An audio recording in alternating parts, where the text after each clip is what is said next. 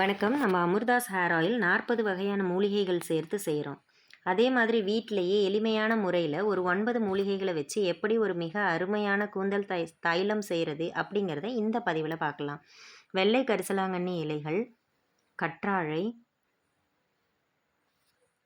நெல்லிக்காய், சின்ன வெங்காயம், செம்பருத்தி இலைகள், மருதாணி இலைகள், தேங்காய், ஊற வைத்த வெந்தயம், செக்கிலாட்டிய தேங்காய் எண்ணெய்.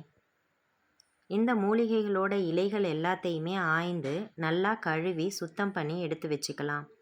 நெல்லிக்காயை அரிஞ்சு எடுத்து வச்சுக்கலாம். தேங்காயை துருவி பால் எடுத்து வச்சுக்கலாம். சுத்தம் பண்ணி வச்ச எல்லா பொருள்களையும் மிக்சியில் கொரகொரப்பான பதத்தில் தண்ணி கம்மியாக விட்டு அரைச்சி ஒரு விழுதாக எடுத்து வச்சுக்கலாம். தேங்காய் எண்ணெயோட நம்ம அரைச்ச விழுதை சேர்த்து அடுப்பில் சிறு தீயில் எரிக்க ஆரம்பிக்கலாம். இதில் 2 விஷயம் நம்ம முக்கியமாக கவனிக்கணும். ஒன்று, நம்ம போடக்கூடிய அளவு 1 லிட்டர் எண்ணெய் எடுத்தோம்னா அதுக்கு சம அளவு அரைச்ச விழுதுகளை எடுத்துக்கணும். 2, எரிக்கக்கூடிய தீ சிறு தீயாக தான் எரிக்கணும். இந்த எண்ணெய் தயாராகிறதுக்கு நமக்கு 4 முதல் 4.5 மணி நேரம் ஆகும். மணல் பதம் வந்த உடனே அடுப்பை விட்டு இறக்கிடலாம். இரும்பு சட்டியில் தான் செய்யணும்.